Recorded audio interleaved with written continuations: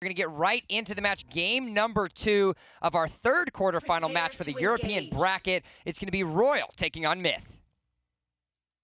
Yeah, and every 20 seconds, yeah, that's the passive that Zuka. Every 20 seconds, he deals damage to enemy heroes. Basically, it's up to 20% when it's when he's maxed out. That's 20% damage from one of Zuka's hits.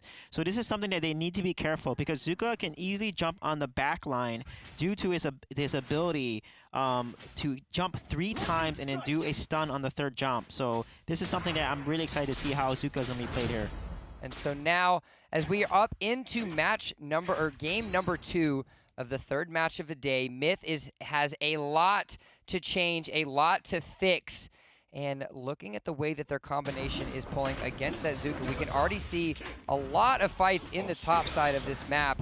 We haven't really seen any solo kills in the lane. So a lot of these teams, obviously roaming themselves around side lanes, playing very cautious, making sure that they're not getting themselves caught out too far. Yeah, exactly. The key is once you win side lane, look at Zuka. He's winning the trade here, and he's taking the bird. It's going to give him a little advantage lead, and also the bird's going to give vision. And you can see Malik, this is the weakness of Malik. He has heal, never has punish, so you can contest against a Malik because you have more damage than Malik does. And look at that, catching out Shikaru. Really nice rotation there by Royal again. And so 1 kill already into the pockets of Royal. They are the ones taking themselves a little piece of an advantage. And that Lubu skin, can we just pause on that Lubu skin for a second? Because he's definitely enjoying his time on the beach. Yeah, he is.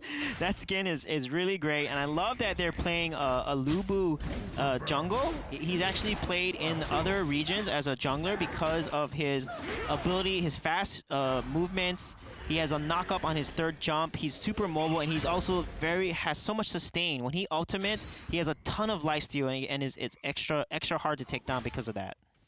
So now looking at the rotations that we have coming out of Royal, obviously posturing themselves a little bit farther towards the bottom side of that map because those early Abyssal Drakes are extremely important to the efficiency and the time of their team, and almost as if they're listening on cue. They're going to end up taking and securing that Abyssal Dragon. Really good job here of taking map control, but however, it's going to put them in a tough spot, and they're going to get gauged upon, and they're going to drop they're going to keep on the dragon, but L'Oreal is low, and Tooling gets the kill on the L'Oreal because they're trying to overly focus this dragon. And this is really risky for the side of Royal here. And look like Myth. Oh, he's able to pick himself up that dragon, but that doesn't mean that the fights aren't happening. Double kill going over favor in Myth. Shikaru having that off. Ganji having a lot of damage. He's going to have to go under the tower. It looks like there might be a dive, but they're going to have to be careful because there is a Wonder Woman waiting in the wayside. Yeah, but look at that punish there by Lee. He's able to get that Abyssal Dragon right before it dies, and his opponents were not able to punish it in time, and he punished it at the right time to secure it.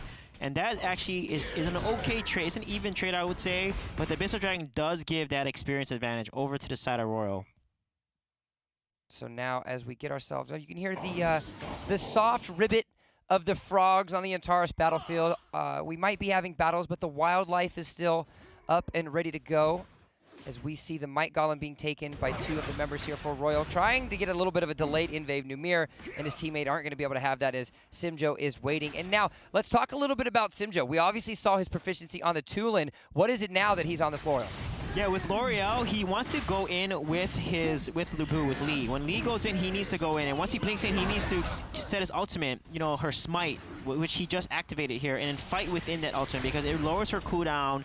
It helps her blink much more often, allowing her to get her passive off because every time her damage hits 3 times, it sets off these explosions that do true damage, and it also heals her for 110 HP for each explosion. So that's why L'Oreal is so good when teams bunch up, and she can basically 1v4, 1v5 if done correctly, as we've seen in other regions. Farming a little bit off that wave to make sure that they can get themselves as much early gold as possible. Those early item spikes being extremely important. As now we're going to see a little bit of a scuffle. Zuka is going to be able to dip, dodge, dive, and get himself into the fight. They're going to push towards the tower. He's going to be forced to walk away because it's Myth that's now deciding to take over. Lubu's going to join the fight. A sliver of health. A rock turned into a pebble, but he's still going to find himself alive as the members of Royal barely make it out. Yeah, what a good engagement. This is a smart decision to rotate. There's no mid wave there, so they're going to go ahead and rotate and get the Abyssal Dragon, which is going to put Myth back in the lead, I believe, here from the Dragon. And that's going to give them a goal. Unless Motorman can steal it here. Oh, the Roma gets it, and it's going to even out the lead right there for them. Yep, and that's also going to be ultimate down there. Sky Crew going to take down Wonder Woman, as we're going to have Lubu farming himself up into that jungle. But another scuffle has happened. Who is going to come out on top of this? You're going to see Shintaka. He's going to join the fray, but that's going to force a disapparation of the members of Royal as they want to get the heck out of Dodge. Yeah, this is interesting. Thane is building 2 weapon items, so I'm wondering what item he wants to complete here. It looks like an offensive item he wants to complete on his side. But remember, they do have 2 heals compared to the side of Royal. They only have 1 heal on the Lumber. They do have an Execute on the Panda, so what they want to do is Lubu and Panda want to go on the backline to either focus down the Ryoma or kill the Tulin or even get Morin. And that's something that they need to start comboing their team fights around so Royal can win against Myth here. You still have a roughly 800 gold lead in favor of Royal. They were able to take themselves an early turret already. The bottom tier 1 has been taken. You have the Spirit Sentinel surviving and alive on that top side of the map. 50 seconds left remaining until you have the next Abyssal Dragon, but it looks like Shintaka, ooh, barely, those iframes securing himself. He's going to be able to jump away, but now it's going to have to be Zuka. But we've talked about a lot about his mobility. He's going to get away. His team was waiting in the back just in case they had a little bit of over-aggression, as we're going to have a reset in the fight. Yeah, well, I'd like to see Morin be more aggressive here. He's kind of just farming, getting his items here. Once he does have a good amount of items and damage, he's a hero that you want to build a lot of attack speed and crit on. He opted for Sonic Boots, actually, which is interesting for an ADC, because Sonic Boots reduces all damage by 15% instead of getting attack speed. So he's being more of a tanky build and being able to survive longer, because I think of Morin's passive, you know, he can stack and he gets lifesteal the longer he's in a fight. So the longer he can last and survive, the better Morin's going to be in a lot of these team fights due to his precision passive. So now we've got the members of Myth crowding themselves on the bottom side of the map. That turret is very low, but the other members of Royal are joining and waiting for that overcommitment. Hakai is going to go back, get that health back on that Wonder Woman. Abyssal Dragon is up and ready if either one of these teams decide to choose.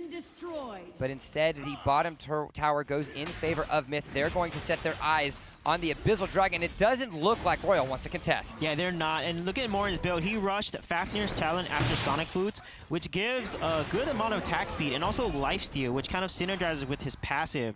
If he's the max level, he gets actually up to 26% lifesteal, plus that 10% lifesteal, and it makes him an incredibly strong opponent when fights last long. He's able to stack and get max lifesteal stacks here.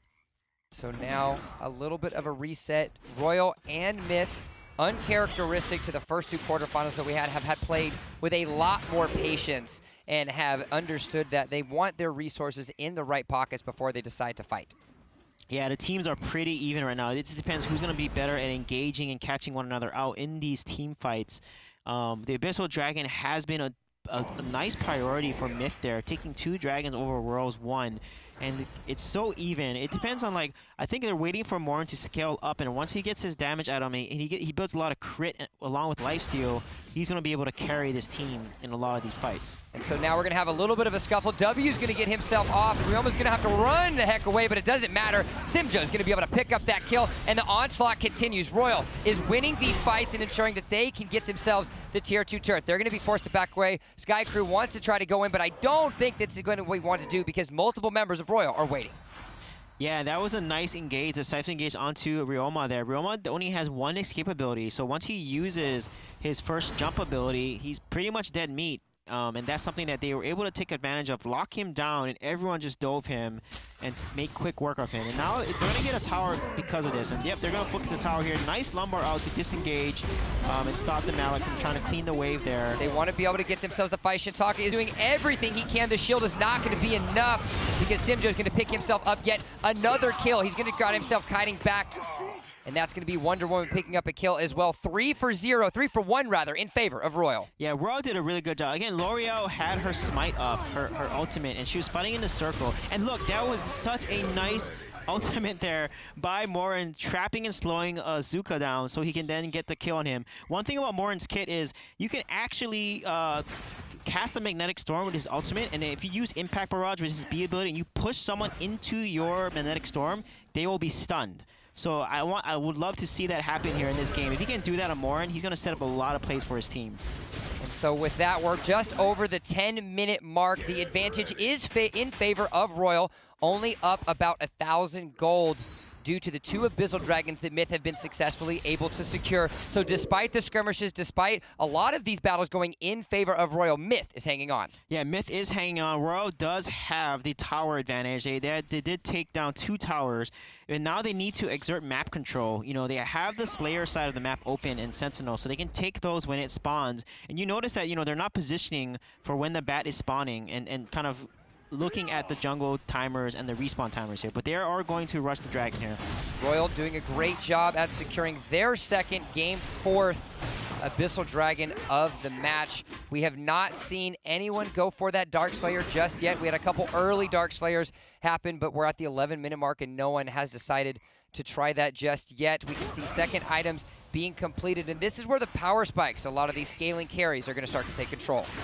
Yeah, for sure. So interesting that Thane went for a Odin's Will. I don't see that item very much. It's a tier 2 item that basically increases your team's movement speed by 2% and deals additional 2% damage after you take damage, and you can stack it 5 times. So actually, it's not a team item, it's self-item. So this is an interesting item for Thane to build, actually, because it makes him a little squishier, and Thane needs to be a little tankier in these engages here. So now we see the members of Royal trying to posture themselves towards the top side of the map.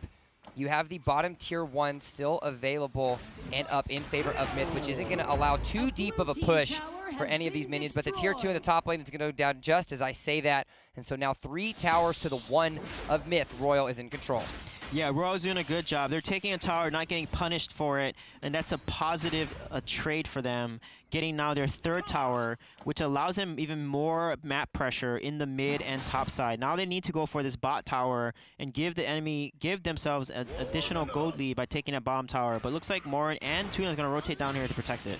They don't want to. Oh, it's not protected in time. No, it's not. And this is going to create that opportunity for the minions to push farther onto the bottom side of the map. That could create a pressure. If they play the waves appropriately, they're going to be able to have an advantageous position fighting against that Dark Slayer, as now we are seeing a little bit of a lull. It's not something we're used to seeing here in Arena of Valor, specifically the Valor Series that we've had today. Lots of aggressive matches as we're on the 3rd quarterfinal here in the top 8. If you look at the build for Laura, it's a very meta build that's built in every region, especially if there's an ADC and enemy team. She's building Aegis, which gives her additional mana, 400 mana and 360 armor, and anyone that attacks her, it reduces the attack speed by 30% and the movement speed by 15% for 3 good seconds. So if Morin attacks L'Oreal, he's going to get slowed, and his attack speed will be slowed because of that item she built. And she finished Hecate's, which is great for Pierce, and it gives her ability power 30% damage amplification. So really good build by Simjo here. 3rd Abyssal Dragon being taken down by Royal, extending their lead now to just over 4,000 gold at just over the 13-minute mark, as this is where things could potentially start to get frisky for the members of Royal. Simjo has got himself done up, I believe, 3 items completed, and that's where the L'Oreal can really start to take over. Yeah, he has 4 items completed, and that's a really good build for L'Oreal to really start carrying, because now she can do a lot of damage. And then once she just gets tankier, her true damage and her passive is just too strong when the team bunches up here. So let's see if they're going to engage here, because Malik is a little out of position. Shataka, that's really good there. Being forced to use that ultimate, that's going to be down for a couple more seconds. Nubir has the exit opportunities as well. Wonder Woman's going to try to help out, but the heal isn't going to be enough. Numir goes down to Hakai. That's going to be another kill coming out for Royal.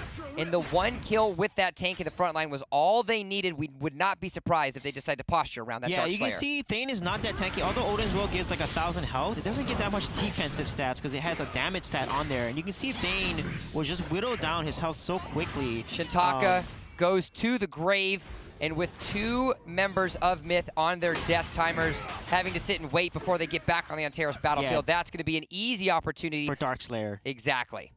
And with Dark Slayer, they can now end the game, because once you get the Dark Slayer, that 30 damage bump, amplification, along with your team coordinating these fights on the tower and on enemy team, is going to really help you be able to push to win. And so now with the Dark Slayer down, 25 seconds until the next Abyssal Dragon, this is all the pushing power that Royal wanted. We saw the way that they took advantage of the last match was not in the way that they went themselves onto aggression. It was the patience that they had and the capitalization on the misstep of Myth. Yeah, for sure. So let's see what Myth is going to do to turtle this, because they need to turtle this and get Morin to late game carry, because he has actually 5 items. So Morin is actually looking pretty good and he's the most fed on the team right now. So if they can do a good play with Morin here, they're going to be good. And look at the damage. It was a 3-shot by the Zuka to take down the tower. And that's going to allow another opportunity for Royal to push themselves on. And this could be it. The last team fight standing between Royal and the semifinals. All of the damage is going to come out. Simjo's going to go down. Yeah, the wow, carry, that's and this is huge. the turnaround here by Myth. They're going to be forced to have a change of direction. Zuka being able to take down, he's going to take down Numir. That's going to be the Dancing Panda. He's going to show you all of his skills with that staff. That's going to be all she wrote, folks, as the mega kill comes out by the Zuka. In that game, a lot of people didn't use their ultimates. Zuka's ultimate's up, Morin's ultimate's up, Toon didn't use his ultimate. That was an interesting fight where a lot of the fights, they did not were able to pull off. I didn't see Morin use his ultimate at all, and if he were able to pull that off and stun people into the ultimate,